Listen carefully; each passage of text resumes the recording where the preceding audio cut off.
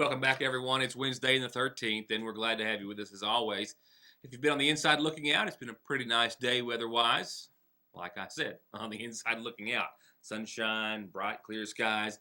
The moment you stepped out, though, you realized not so much. 15 degrees is our expected nighttime low on the heels of this cold afternoon and evening.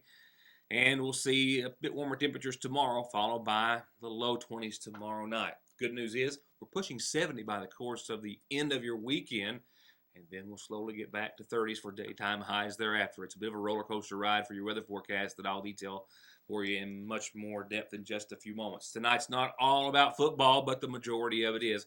I've got more than a few hours today in editing Friday night's playoffs between Montgomery County and Lawrence County. Highlights, lowlights, the big plays, the big calls, for better or worse, and who's going on to the second round of playoff action this Friday night in the viewing area. We'll talk about it all before I leave you some other area news and information before I wrap it up this evening.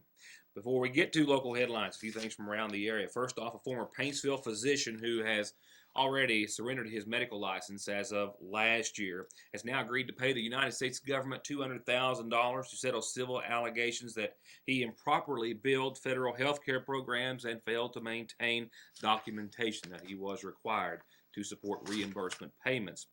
Under federal law, the Medicare and Medicaid programs reimburse doctors for their procedures that are deemed medically necessary.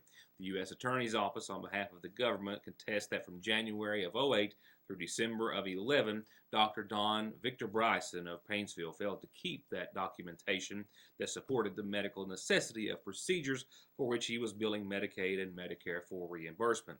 The government also contended in court that Bryson had submitted claims seeking reimbursement for services to patients that he failed to properly authorize or oversee. Under the terms of the settlement agreement, Bryson has to pay back more than $150,000, $152 to be specific, to repay the Kentucky Department of Medicaid Services and $48,000 to the Medicare program. This goes back to June 2012, where under the same scrutiny, he also agreed to the Kentucky Board of Medical Licensure to surrender his medical license at that time. The investigation was conducted by the U.S. Attorney's Office, the Kentucky Department of Medicaid Services. Assistant U.S. Attorney Valerie D. Smith represented the government in this case. It's been a string of robberies in eastern Kentucky, specifically when you get to Floyd and Pike counties. In Pike County, for example, 2 men are being sought after this evening after the second bank robbery in the community of Virgie in just a little more than a month. And this is some of the evidence Kentucky State Police have to go on. Video surveillance images of not one but 2 men that are being sought after who entered a Virgie bank today, the second bank robbery there in less than a month and a half. It all happened just before 10 o'clock this morning at the U.S. Bank in Virgie.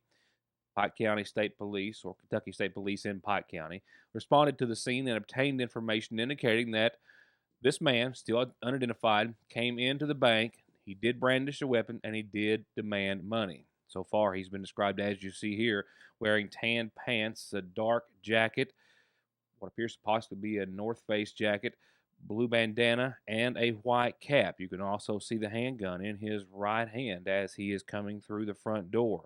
Now, he left the bank, and then he was seen getting onto the back of a Honda Foreman, green in color. The ATV was waiting with its operator on the vehicle outside the bank. They fled on the ATV, and neither of which has been seen by authorities since.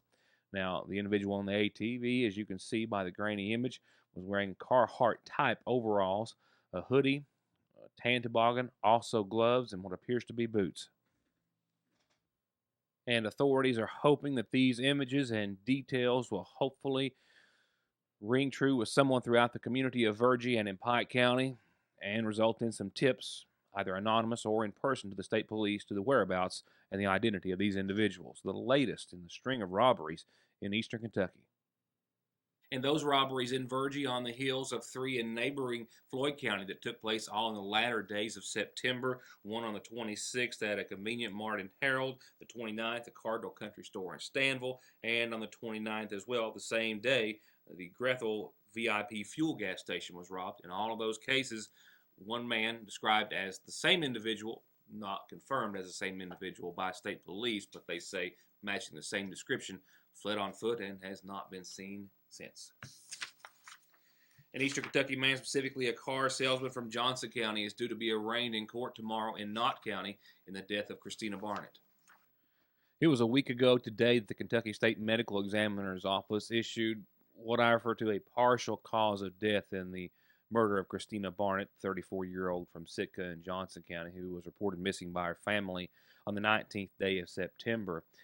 The medical examiner's office saying that due to the condition of the body and the manner in which it was discovered, they could not rule the exact cause of death, only rule that indeed she died as a result of a homicide. Now, her body was discovered a week after she went reported missing by a small search party of friends and family along Route 80 in Knott County. And then on October the 24th, Kentucky State Police arrested Johnson County and 37-year-old Gary Ward and charged him with Barnett's murder and tampering with physical evidence and also abuse of a corpse. He has remained jailed since being arrested in the Three Rivers Regional Jail and is due for arraignment tomorrow in Knott County. Local headlines will follow these messages from some of our sponsors. Stay tuned. It's so new it doesn't even have a name, but it does have an amazing taste all its own. 4 pancakes, butter, syrup, plus your choice of any of our dozens of DQ toppings with a little whipped cream on top, and of course some of our world famous DQ soft serve. And you can add bacon, sausage, or even a little country ham for a full-blown breakfast treat. Or sink your taste buds into a quarter or even half-pound grill burger fixed exactly like you like it. And you want to know the best part? James says you can have either one for breakfast as early as you want, but only at your Sagersville DQ. 170s, 500, 570, 800, 900s, 2 seats, 4 seats, Razors, Rangers, and XPs in the hottest colors with the coolest accessories with the best financing available and rebates up to $1,000 at Connelly's, Kawasaki, and Polaris of Paintsville. Regardless of the project, big or small, inside or out, Bailey's Carpet has your next job covered with service after the sale on Husqvarna and Red Max power tools and equipment. You covered with great deals on boots and clothing by Georgia, Red Wing, and Carhartt, and your floors covered with premium materials at low prices from Bruce, Armstrong, and more at Bailey's Carpet and Hardware in Sayersville. Game time means wing time at Lee's, and that means it's time for you to try our new buffalo wings. I can't tell you our secret, but I can tell you they're marinated and then rolled in our famous, albeit a little spicy, crispy chicken batter and served up with any of our 7 delectable sauces. So get your hands on a meal or a box today at your Sayersville Lee's famous recipe, where no one does chicken like we do chicken. It's a time to cherish and a time to remember the reason. To pause and relish in the joy and spread the spirit of the Christmas season. And it's all best done with a holiday stop at the Seasonal Shop, where they're having their annual open house Thursday, Friday, Saturday, the 14th through the 16th, 9 to 6 every day. They'll be serving hot and cold holiday refreshments. You can take at least 20% off the entire store, up to 70% off select merchandise, and an extra 20% off all clearance items. A free gift with every purchase, and be sure to register for one of the great door prizes. The annual Fraser's Prater Drugs Seasonal Shop Christmas Open House, the 14th, 15th, and 16th in downtown Sayersville.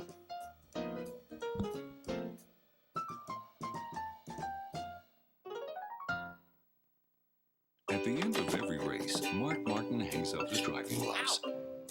He hangs up his fire suit. And he hangs up his helmet. Which is why he picks up his phone and opens the ER Extra app. The app shows ER Extra wait times, locations, and more. It's the one safeguard Mark Martin is never without. ER Extra at Paul B. Hall Regional Medical Center. Extra fast, extra easy, extra great. Like I said at the start of the program, it's not all football tonight, but there's a lot of it, for better or worse. We'll get to that in just a second.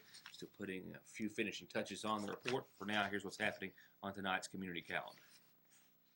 Our calendar, as always, courtesy of McGoffin Farm Bureau and your local agent, Doug Green, 349-2416. A reminder, they're still looking for our friend Brutus the dog, that is.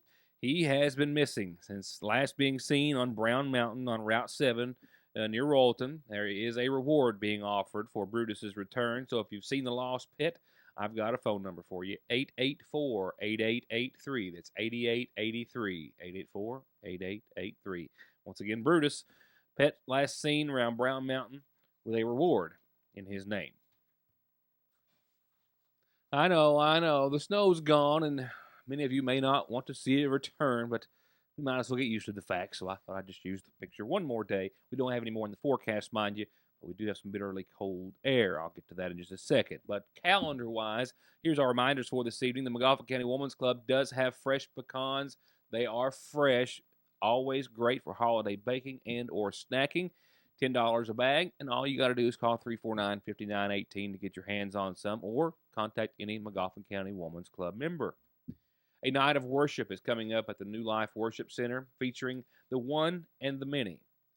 This worship band leads worship at Hyman Student Ministries in Hyman in the Baptist Church, and they are sure to bring together a wonderful crowd. All they need is your attendance. Bring your family, friends with you. Be part of the event, the One and the Many, hosted by the New Life Worship Center this Friday night beginning at 7.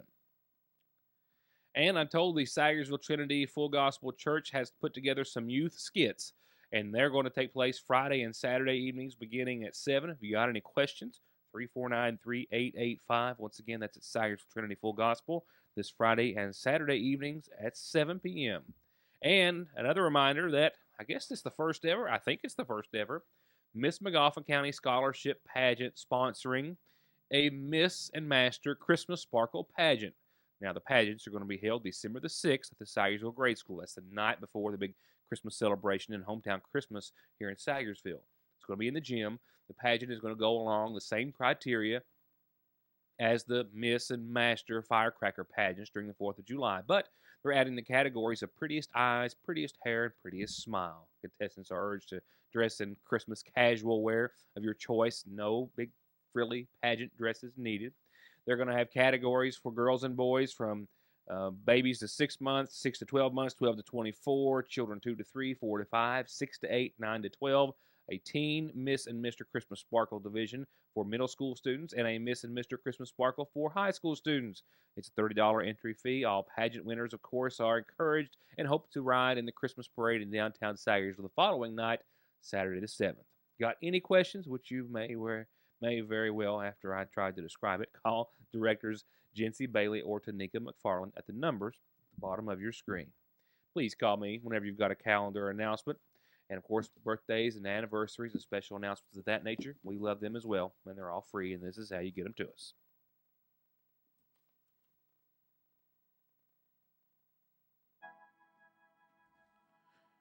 The McGoffin County Funeral Home has sent us a partial announcement this evening in honor of 74-year-old Helen Fern Rose of Strawberry Plains, Tennessee, formerly of McGoffin County. She passed away on yesterday's date at the LeConte Medical Center in Sevierville, Tennessee, the wife of the late Ireland Rose. Funeral arrangements are said to be incomplete at this hour, but to be announced soon by the McGoffin County Funeral Home, and we'll have those upon their completion. For now, we'll be right back with more of your news today after these words.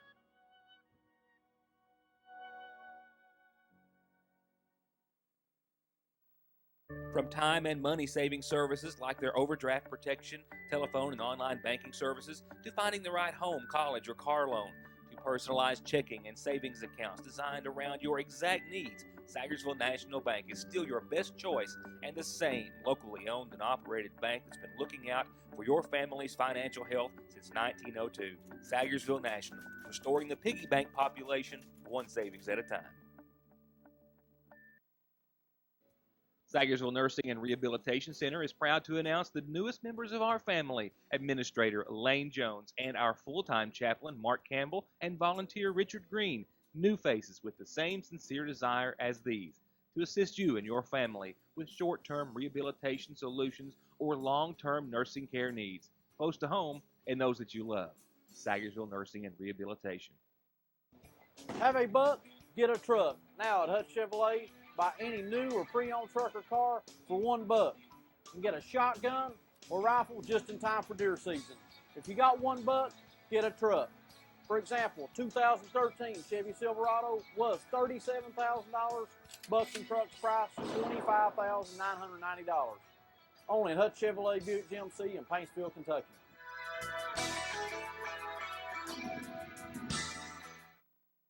Hi, I'm Don McFarland. I am an attorney in Sayersville, Kentucky, and I'm here to serve you and meet your legal needs. If you have been injured on the job, if you are interested in receiving your disability or your SSI benefits, if someone's negligence has caused you trouble. Basically, if you have been in a car wreck and you've suffered pain, then pick up the phone and call Donald Wayne, 349-9000. They've got muck boots for the hills and the mud, work boots for on and off the job, like the newest and maybe most comfortable, hardest working Red Wing ever. They got Western boots for kicking up your heels and a whole new store full of the newest styles from all the famous makers you love, like Wrangler, Carhartt, Ariat, Miss Me, Leathers by Scully, and more at the brand spanking new Red's Boot Barn in Salyersville. Howdy, Hatfield. I reckon I'll take my pig back. Ain't your pig. Yeah, it is. No, it ain't. Yeah, it is, and I can prove it. Ma, I just sent a picture of our missing pig. Tell everybody it's time to start feuding. Oh, for heaven's sake. I guess ain't gonna be no feud. Real nice picture, though. We'll put it on Instagram. Appalachian Wireless is 4G. Great pictures, video, text, and talk. Bigger savings, better service. That's today's Appalachian Wireless. Bottom line is that the Montgomery County Hornets have officially wrapped up a 6-5 season.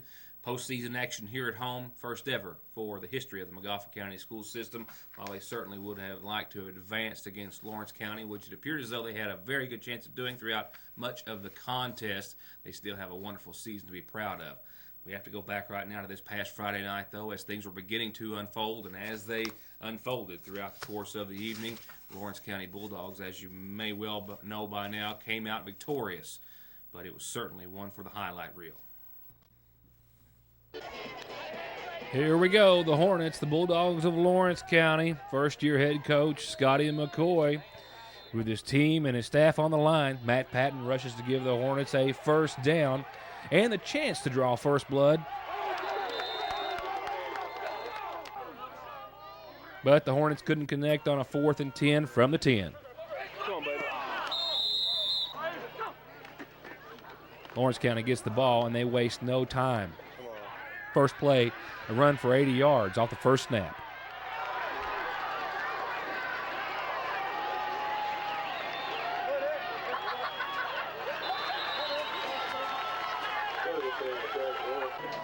Next snap, a little fumble coming from Lawrence County, but they're back on the ball, and they're on the 4-yard line.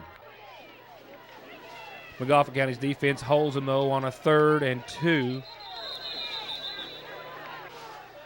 But the Bulldogs are close, and they make their way in from the 1-yard line, and they score the first touchdown of the night. Now we're 1:23 in the first quarter on a 2nd and 4. Ryan Jenkins to Matt Patton for a 1st and goal on the 7-yard line for the Hornets.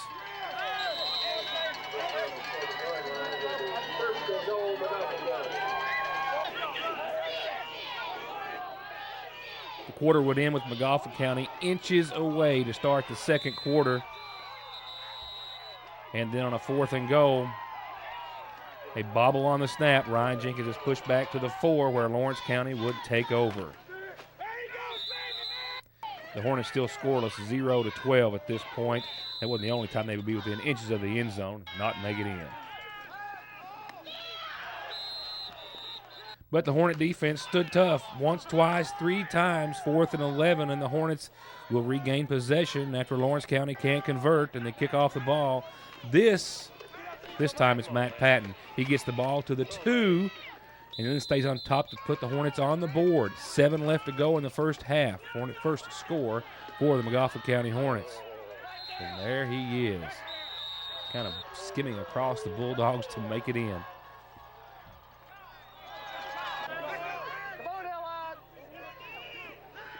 After Lawrence County couldn't convert the 3rd and 10, Montgomery County grinds down. They have the ball back. 3rd and 7. Jenkins hits Abels for the gain on a 4th and 11. Here we go from the 33. 41 seconds left to go in the half. Jenkins sees Dalton Keaton and lets one fly to put some fire in the home team. Let's go!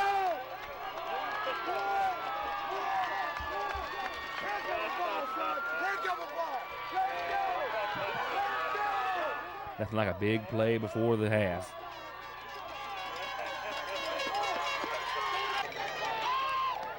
Field goal was good. That was the first Hornet lead of the night, 13-12 over Lawrence County. Lawrence County came out, scored early in the second half, early in the third quarter, and then on a 4th and 1, Ryan Jenkins takes the snap and takes his time. Then he runs it for the touchdown from the 21.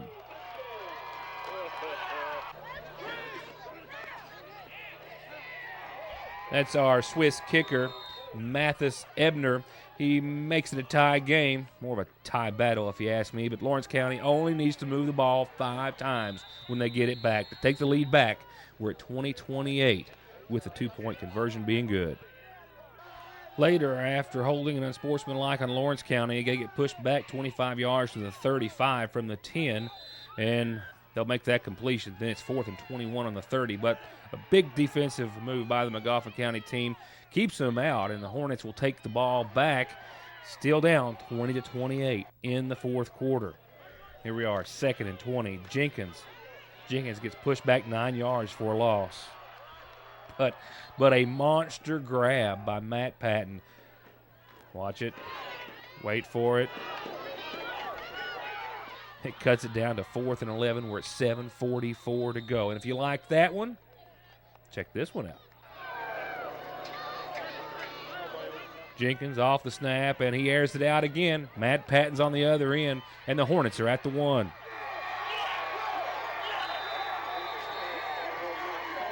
But in the blink of an eye, loose snap, McGoffin County's all the way back to the 20.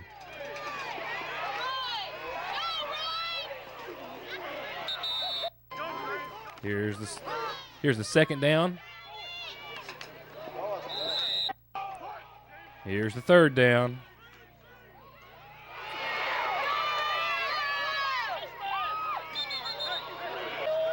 And here's the killer. 4th and 13, 5:30 to go. Hornets have the ball. Coach Scotty McCoy and his men are down 20-28.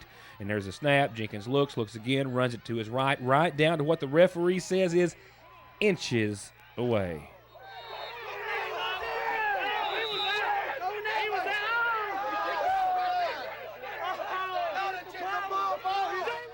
Suffice it to say, I'll come back to this one in just a few moments.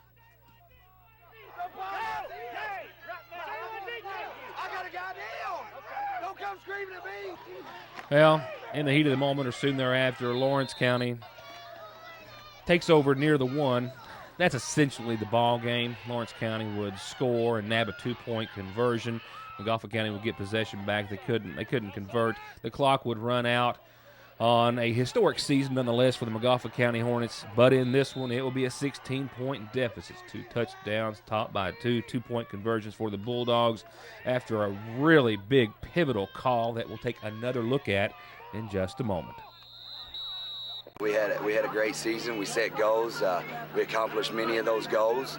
The team fought hard. I mean, this just goes to show the underclassmen, hey, we've got to get in the weight room and get ready for next season. For 8 years now we've been here, and little coach they've done a great job. And this season he took over, and he took it beyond what anybody expected. He's just done a great job. I'm so proud of him. I can't stand it. Now back to that 4th and 13 play as Ryan Jenkins holds it, runs it to the right, and the referee calls it short. Now I'm sure, depending on who you ask, you'll get a different answer. And there's no replay. Referees have got one shot at getting the call right. The only opinion that I would probably have to say is that his viewpoint might have been better served had he been in front of the play and on the goal line and not behind it, as we are in this particular point of view. It's a call that could have changed the game, could have changed the history of the McGoffin County football program, but nevertheless, they made history this year, regardless of this play and how you choose to see it. What a wonderful job they've done. One more time, ladies and gentlemen. I thought that the pain would ease a little each time. Doesn't seem to go away, does it? Doesn't seem to look like he was all that short either. Left hand's on the line, well past the yard mark. And there you have it, ladies and gentlemen. Who's to say? Just going to go to work. I mean, this is what we do. I'm going to be here to help him out as much as I can. If he needs me, I'm there. And he's a great coach, does a great job. He's got a great group of guys around him, players, coaching-wise, administration, the whole deal. And, hey, we're just looking forward to it. Hopefully roll out on a new field next year, brand new season, and start this thing all over again. So our beloved Hornets fall to Lawrence County 20-36. The season ends 6-5. They were even in district play and 3-1 in regional action. Now, that, by the way, means that Lawrence County, of course, advances to the next round. They will be taking on Belfry. Yep, they've earned the right to take on Belfry this Friday night. Lawrence County currently sitting 9th in Class 3A football. They're 8-3 after their win over McGoffin County. Belfry currently ranked 5th. Now, they made it to second round action after defeating Jackson County 42-6 in the first round. Belfry right now is 10-1, only one loss. That one loss coming to the Golden Eagles of Johnson Central. Over in Johnson County and Tiger football, they've advanced on to second round action. This is after a win over South Floyd, 61-20. Now the Tigers are at 8-3 on the season after that win, and that puts them on the road at Raceland this Friday. Now Raceland currently is ranked 6th in Class 1A. They're 9-2, 7-1. In their region. They defeated Phelps 62-14 in first round action to advance. And without a doubt, the big story coming out of the viewing area, the Johnson Central Golden Eagles rolling on 77-13 over Harrison County. Look at the zeros across the board. They are undefeated at 11-0. They will have their second home playoff game of the season, hosting Covington Catholic this Friday night. Now, of course, Johnson Central first in Class 4A, Covington Cath 6th. So the Colonels lost only 2 this season thus far. They did defeat Rowan County 41-14 in the first round to earn the right to go on and then go to face the Eagles this Friday night. The Cougar football season is said and done after a big loss, 28-75 against Pike Central. Morgan County Cougars wrapped it all up with a 4-7 season. Now that means Pike Central, after that win, will go on to take on Breathitt County. Pike Central 17th in Class 3A. They're versing Breathitt County at Breathitt County. Breathitt 7-4, 12th in 3A. Breathitt County won over Sheldon Clark in the first round to advance. And there you have it for now. Last order of business, indeed, is your Licking Valley RECC forecast. Oh, a cold one tonight. 16 for the low this morning here at the newsroom, and I topped out at 46 this afternoon. Almost ditto for tonight's temperatures. It will be calm under clear skies, so no real wind chill factors to factor in on top of an already bitterly cold November evening. Oh, don't like it. Looking into your Thursday, we will see temperatures pick up a bit, an improvement of about, 4, 5, 6, 7 degrees, depending on where you are. Sunny skies will help get rid of some snow that's still kind of hiding out in a few sheltered areas. 53 for the high. We'll get into the 20s, but barely by tomorrow night. More clear skies, calm winds, not much air moving around, so it'll feel close to 21, which is bad enough on your Thursday. We'll wrap it up with more sunshine and clear skies on your Friday, 56, 41. Clouds roll in Friday night. No rain associated with them right now at all. And the showers that we had in the forecast for Saturday yesterday have moved on up to Sunday. We're talking about warmer air building in for the weekend. 64, 51 for the nighttime low on Saturday.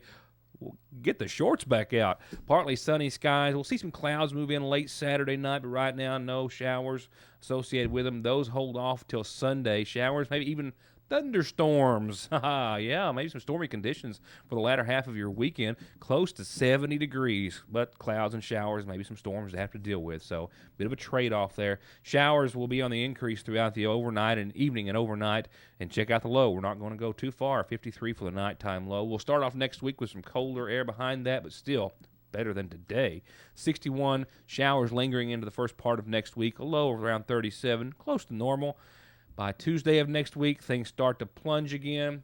40s for highs, 30s for highs on Wednesday. Another big rush of Arctic air is set to make its way into eastern Kentucky and the viewing area.